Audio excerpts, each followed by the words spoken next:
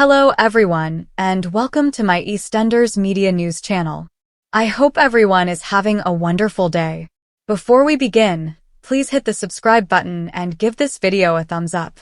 Tuesday's 7:30 p.m. episode of EastEnders features Whitney Dean under pressure to tell Zach Hudson the truth. See our TV guide for complete listings. Since Whit and Brittany Wainwright returned to Walford, their relationship has been strained. Whitney stated that she wanted to foster Britt, but she hasn't given Zach the whole truth about what transpired in Milton Keynes.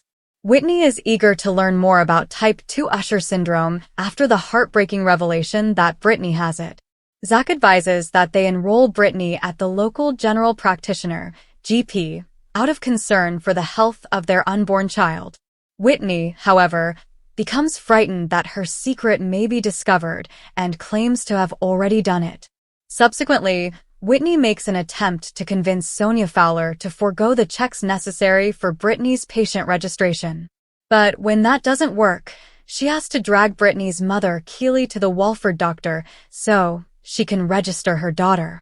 Can she rely on Keely to maintain decorum? Later, when Brittany's school calls to report that her hearing aids aren't working, Whitney misses her baby ultrasound. Zach becomes enraged upon learning that Whitney prioritized Brittany before their child, leading to a heated argument between the two. As the tension at Sonia's dinner party grows, Lauren Branning, who is worried, pulls Whitney away and threatens to tell Zach the whole truth about Brittany's fostering. Jay Brown brings Nadine Keller, who is expecting, over to talk about their future. However, when Jay questions Nadine's baby's paternity, their meeting takes a bad turn. Shocked by the charge, Nadine maintains that Jay is the father and admits to being pregnant with a young girl. Feeling heartbroken by the news, Jay gives Nadine a large sum of money and pledges to support her and their unborn kid. Yolanda Truman's ordeal at the hands of Pastor Clayton continues elsewhere. Tormented, Yolanda has been too scared to report to the authorities that the predatory cleric sexually assaulted her. Yolanda is even more uncomfortable with Gideon's invasion of her personal space as she grudgingly meets him at prayer group. When Yolanda gets home, she finds that Patrick Truman has made them a special dinner for two. However, Yolanda is shocked by recollections of her attack and rushes out as her lover makes amorous attempts toward her, leaving Patrick perplexed by her strong reaction. The friendship between Whitney Dean and Lauren Branning is about to fall apart in this Wednesday's 7:30 p.m. EastEnders episode. Complete listings are available in our TV guide.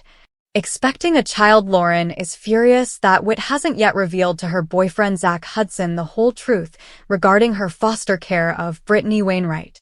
Lauren pressures Whitney to fess up since she feels awful about Zach, but Whitney requests a few more days. Zach hears the women at the Minute Mart having unpleasant conversations and wants to know what's going on. Fast-thinking though Lauren is horrified by her friend's deception and is tempted to reveal her major secret, Whitney is able to come up with a compelling cover story. Subsequently, Brittany, who is depressed, tells Whitney and Lauren that she had a bad incident with several bullies on the way to Walford High. Whitney isn't having it and goes looking for the bully in question, despite Zach's opinion that they should leave things alone.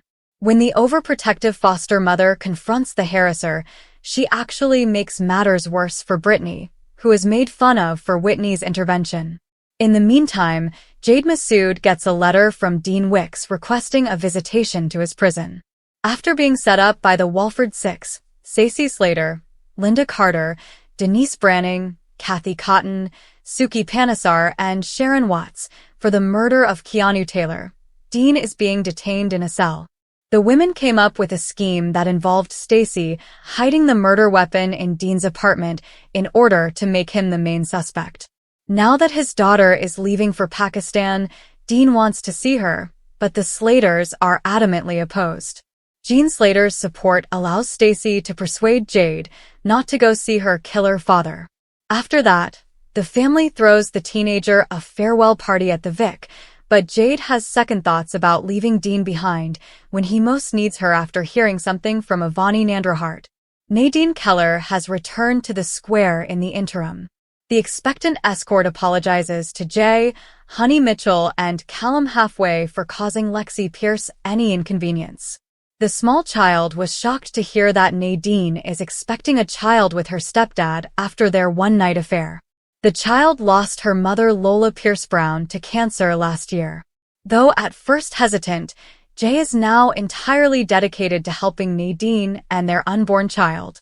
When Nadine realizes how devoted Jay is, she is overcome with guilt. But for what reason does she feel guilty? On Monday at 7:03 p.m., there's an underground boxing battle that ends with George Knight knocked out cold. Complete listings available in our TV guide.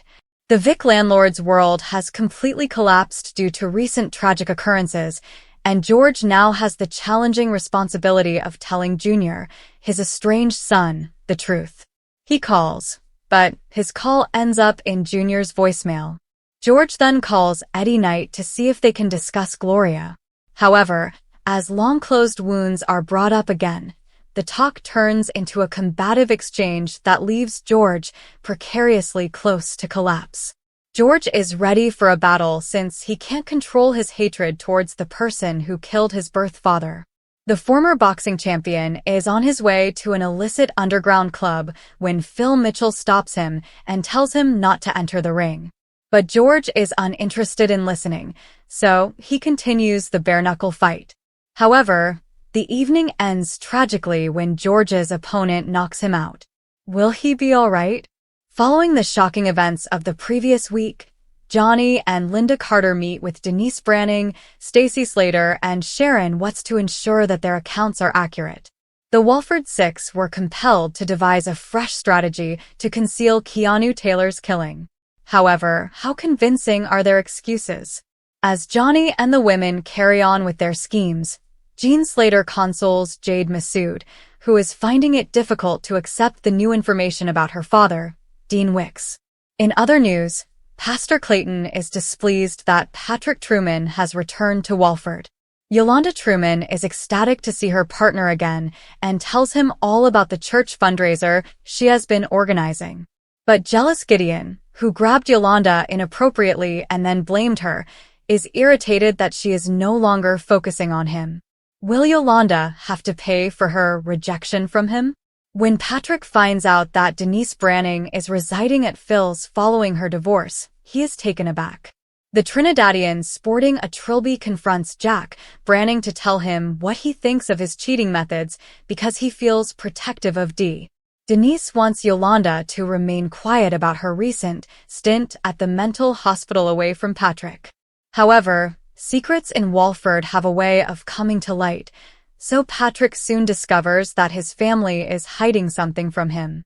And anxious Jay Brown and Honey Mitchell receive their race numbers for the London Marathon following months of rigorous training. EastEnders will debut real-life video of actor Jamie Borthwick finishing the course as his character, a first for the soap opera. In memory of those who have lost their lives to brain tumors, including his late wife Lola Pierce Brown, Jay is running 26.2 miles. However, just as Jay is getting ready for what is going to be one of his toughest tasks, his phone pings with an urgent voicemail from his escort, Nadine Keller. Lola lookalike Jay and last autumn, Nadine and he had a brief relationship during which she supported him in processing the loss of his loving wife. It appears that she has returned to the scene.